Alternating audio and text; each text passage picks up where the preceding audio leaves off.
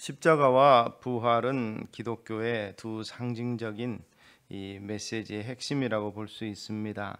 십자가가 없이는 사실 부활의 의미가 없고 있을 수가 없죠. 죽음이 없는데 부활이라는 것이 있을 수가 없는 거죠. 그러나 또 부활하지 않으셨다면, 주님께서 부활하지 않으셨다면 십자가의 죽음은 한낱 죽음으로 멈췄을 것입니다. 기독교는 다시 살아나는 종교이고, 또한 그 부활로서 끝나는 것이 아니라 부활 이후에 다시 죽음을 맛보는 것이 아닙니다. 영원히 사는 생명의 종교라고 볼 수 있습니다. 물론 당시에 부활했던 이 나사로라든지 특별히 나인성 과부의 아들은 육신의 생명을 다하기는 했습니다. 그러나 그때는 일부 하나님의 특별한 이 권능을 보여주시고 주님께서 이 땅에 오신 그 생명의 주인 되심을 보여주기 위한 것이었는데, 이제는 다시 영원히 죽지 아니하는 영생의 부활로 우리가 다시 살아나게 될 것입니다. 부활하신 주님, 즉 죽음의 권세를 깨뜨리신 주님이라는 의미는 부활주일에 이미 우리는 그것을 전제하고 부활 감사 예배를 하나님 앞에 드리게 되는 것을 우리가 다시 한번 기억합니다. 부활하신 이후에 주님께서 나타나신 행적을 보면서 이 시간에는 같이 은혜를 좀 나누고자 합니다.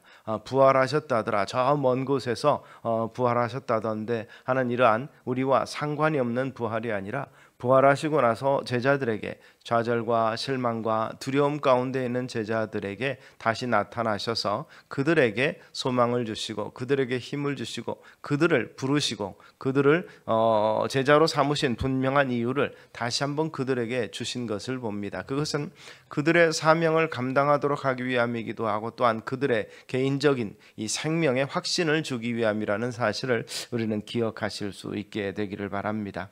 그런 면에서 두려움과 불안 가운데 있는 제자들에게 최고의 이 복된 소식은 바로 주님의 부활이었고, 그리고 가장 기쁨은 선물은 바로 주님께서 오신 평강이라고 볼 수 있습니다. 주님께서는 그 불안해하는 제자들에게 나타나셔서 이 평강을 주셨습니다. 사실 평강, 이것은 헬라어로는 에이레나라 이렇게 표현하는데, 히브리어로는 이 평강이라는 샬롬이라는 단어는 그들의 항상 입에 달고 다니는 그 안부, 그리고 일상적인 대화 속에서 그 대화로 시작합니다.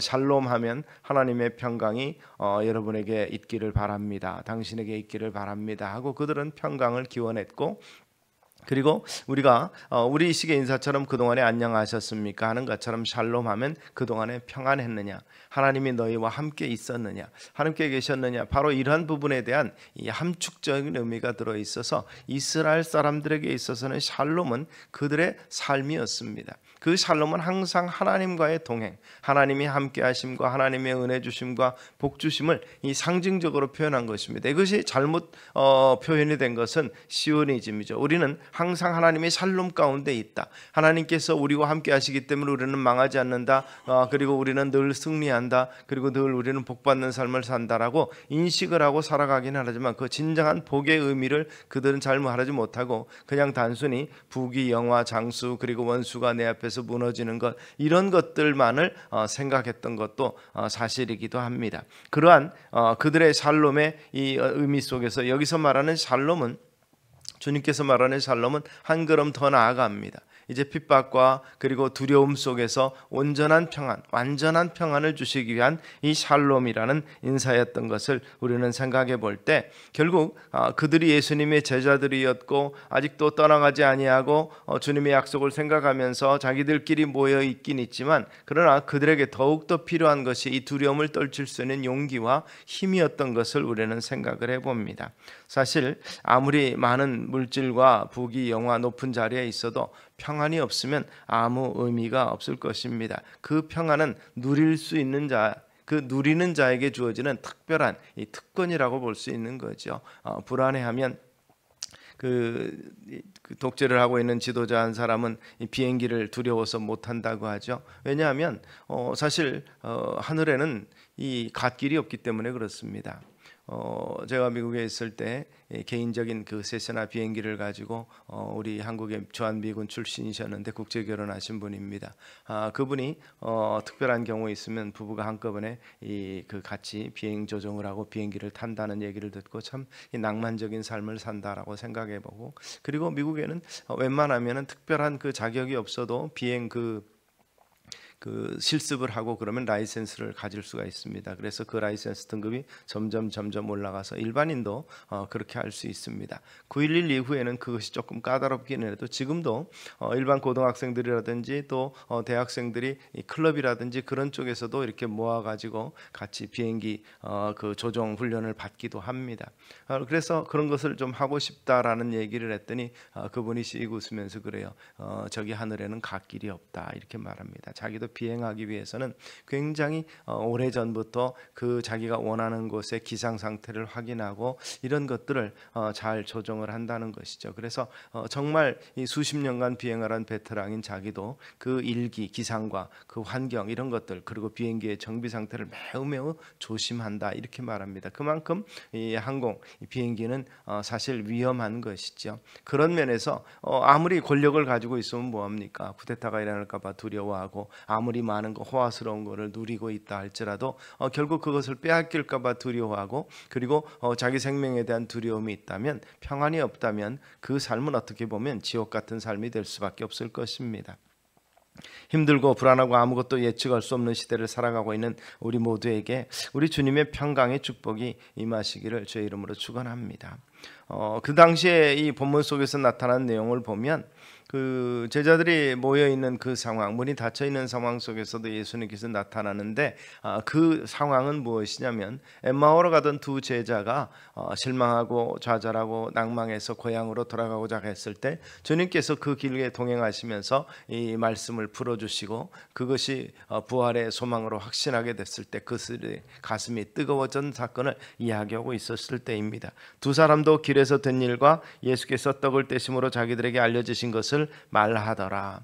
눈이 밝아져서 결국 부활하신 주님이신 것을 알고 그 약속이 이루어짐을 알고 다시 예루살렘으로 돌아온 제자들의 간증을 듣고 있는 상황, 그때 이 말을 할 때 예수께서 친히 나타나셔서 그들에게 평강이 있을지어다 이렇게 말씀합니다.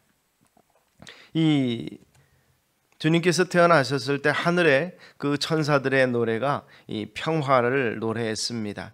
그리고 부활하신 주님이 머무는 것, 그리고 예수님을 만나는 모두에게 평강이 있으라는 이 축복이 오늘 우리에게도 있게 되기를 소망합니다. 주의 이름으로 모이는 곳곳마다 주님께서 평안 주실 것을 믿으시기를 바랍니다. 그런 면에서 결국 이 평안, 가치 이런 것들이 어떻게 해서 우리에게 주어지는 걸 생각해 보면 정말 가치 없는 우리, 그런 것을 누릴 자격이 없는 우리에게 주님께서 친히, 아버지 하나님께 친히 허락하신 것이 우리에게 주어지는 평안입니다. 그리고 정말 가치 받을 만한 가치 없는 사랑을 우리에게 주신 것을 우리는 생각합니다. 가치 없는 자에게 가장 가치 있는 것을 부여한 것이죠. 우리는 세상에서 이 보석이라든지 물질, 금 이런 것들에 가치를 부여하고 그 가치에 합당한 것을 대우를 하고 그것을 인정하면서 살아갑니다. 그런데 우리 존재는 사실은 하나님께서 이 사랑이라는 것을 생각해 보면 우리가 사랑할 만한 가치가 있기 때문에 하나님이 사랑하신 것이 아니라 성경은 말합니다.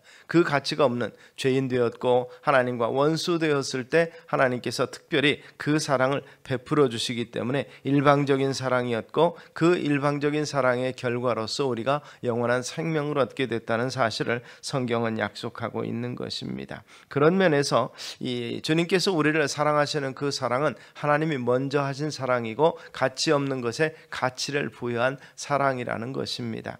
이 플로신학교의 그 이안 피트와슨 교수님은 자기 딸의 경험을 이야기하면서 그런 얘기를 합니다.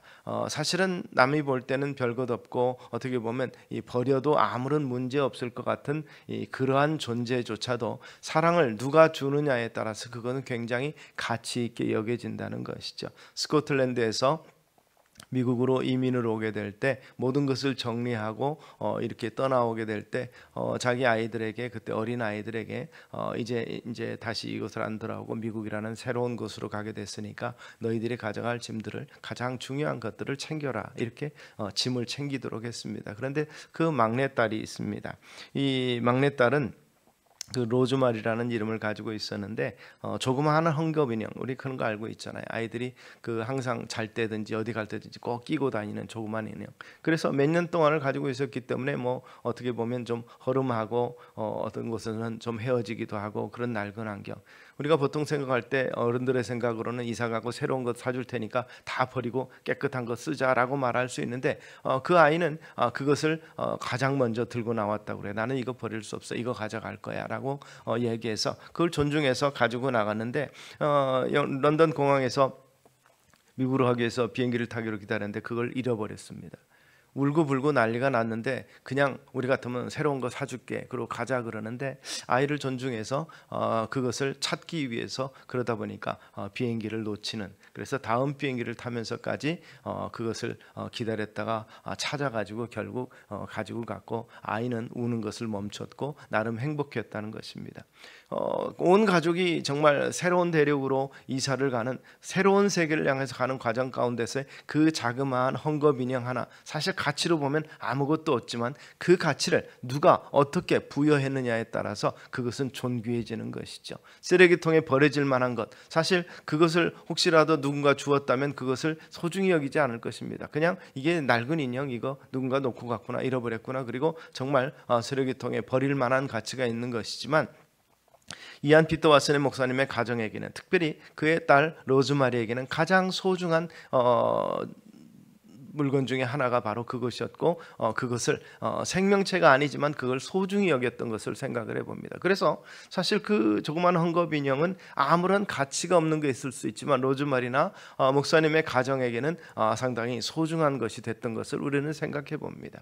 바로 우리의 존재가 바로 그와 같다는 사실이고, 그 같은 사실을 우리가 잊지 않는다면 주님께서 그같이 우리를 사랑하셨고, 그리고 그 같은 은혜 가운데 우리가 살고 있는 존재라는 것을 우리가 늘 기억하시는 우리 성도님들 되시기를 바랍니다. 하나님께서는 사랑스럽지 않은 자를 사랑하심으로 우리를 사랑받는 존재로 만들어 주셨다는 것입니다. 하나님께서 우리 각 사람을 마치 사랑할 사람이 우리밖에 없는 것처럼 사랑하십니다. 그 왓슨 목사님은 바로 그렇게 고백을 합니다. 예수님은 교회를 사랑하시고 성도들을 사랑하신다는 것을 우리가 잊지 않게 되기를 바랍니다. 그래서 그 사랑의 힘은 놀랍고 위대함으로 자기 자신을 아끼지 않고 내어주신 그 십자가가 있고, 그 십자가를 통해서 우리의 모든 죄와 허물을 십자가에 못 박고 다시 살아나심으로 우리로 하여금 죄 없다 함을 잇는, 의롭다 칭함을 주는 놀라운 은혜를 우리에게 베풀어 주신 것입니다. 그런 면에서 정말 우리를 그렇게 사랑하신, 먼저 사랑하신 그분의 사랑을 생각하며 우리도 주님을 사랑하며, 그리고 바쁘고 힘들고 정말 이 괴롭기도 하겠지만 그러나 주님을 사랑하기에 열심으로 모이는 우리 성도님들 되시기 바랍니다. 제자들이 뿔뿔이 흩어지지 아니하고, 그 당시는 두렵고 떨림으로 흩어졌지만 다시 주님을 생각하면서 다락방에 모여있던 이것을 우리가 생각합니다. 그때 떠나간 자들은 이미 완전히 떠나갔을 것입니다만은 그러나 모여있고, 또 주님의 말씀을 통해서 너희가 성령을 보내실 테니까 계속해서 모여서 기도하라 했을 때 120의 문도들이 성령 충만을 받았던 것을 우리는 기억하실 수 있게 되길 바랍니다. 제자들이 모여있을 때 부활하신 주님의 평강을 받은 것처럼 주님의 평강을 사모하는 자들에게 주실 것을 믿으시기 바랍니다. 그러면서 제자들은 어떻습니까? 주께서 오신 것이 유령인가 해서 괴이하고 두렵다. 주님은 분명히 내가 다시 살아날 것이라고 말씀하셨는데도 불구하고 그것을 확신하지 못하는 그들에게 어찌하여 두려워하며 어찌하여 마음에 의심이 일어나느냐. 두려움과 의심은 늘 함께 다닙니다. 예수님께서 두려워하며 의심하는 제자들에게 어찌하여 이렇게 말씀합니다. 부드러운 표현이지만 의심을 책망하신 것이죠. 제자들은 예수님의 고난과 부활을 이해할 수 없었고 믿기 어려웠습니다. 두려움과 의심을 버려야 됩니다. 예수님의 말씀이기에 버리면 평강이 임하고, 버리지 못하면 두려움과 의심의 이 불행한 인생이 될 수밖에 없다는 것을 우리가 기억하시게 되기를 바랍니다. 바로 바로 부활하신 주님, 이미 부활하셨고 승천하셨고 그리고 보혜사를 우리에게 주심으로 그 믿음이 가게 만들어 주신 것, 다시 살아났다는 그 부활의 소식을 믿어지는 것 자체가 은혜라는 것을 우리가 기억하실 수 있게 되기 바랍니다. 또한 주님께서는 39절에 그렇게 말합니다. 내 손과 발을 보고 나인 줄 알라. 또 너를 만져보라. 영은 살과 뼈가 없으되 너희 보는 바와 같이 나는 있느니라.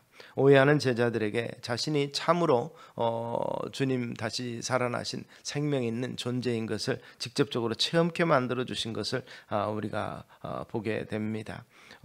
우리는 작고 부족한데도 초라한데도 불구하고 죄인을 살리기 위해서 부활하신 주님, 그리고 개인적으로 찾아오셔서 그들에게 확신 주시는 주님이신 것을 우리는 생각할 때 우리는 감사하고 기뻐해야 될 줄로 믿습니다. 근심과 염려와 불평 가운데 있는 제자들에게 평강 주심을 우리가 생각해보고 오늘 우리에게도 의심 없이 주님을 믿는, 또 주님 안에 있는 자들에게 참 평강 주실 것을 확신하시는, 그래서 불평과 원망이 없는, 불평과 원망은 사단이 주는, 우리에게 주는 미혹이라는 것을 기억하면서 사도 바울은 그래서 범사에 감사하라, 이 범사는 모든 일을 말합니다. 우리에게 닥쳐지는 모든 일들, 그리고 우리와 같이 있는 여러 가지 환경적인 내용 속에서도 감사라고 말씀하고 있는 것을 우리가 기억하실 수 있게 되기를 바랍니다.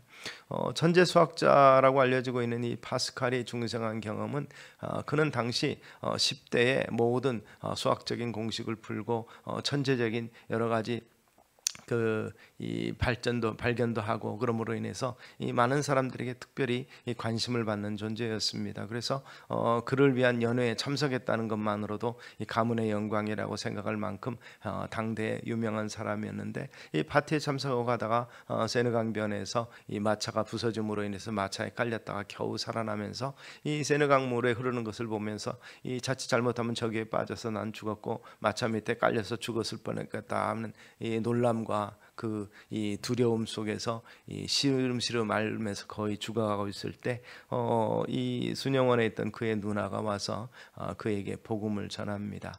정확하게 예수 그리스도의 그 십자가에서 돌아가심과 부활의 소식을 전하고, 주님을 영접한 이후에 그는 정말 그 고통에서 벗어났다고 고백을 하는데, 오랜 방황을 마치고 이 평강을 얻은 그는 그렇게 고백을 했습니다. 모든 사람들의 마음 속에는 이 세상에 그 무엇으로도 채울 수 없는 큰 공허가 있습니다. 그 공허는 주님이 찾아오시기 전까지는 어느 것으로도 채워지지 않습니다. 세상적으로 성공하고 또 정말 관심의 대상인 그였지만, 그러나 주님께서 그 마음을 채워줌으로 말미암아서 그가 가진 지식과 정말 세상적인 명예, 그것보다도 더 소중한 것이 무엇임을 깨달았던 이 우리 석학을 우리는 기억하실 수 있게 되기 바랍니다.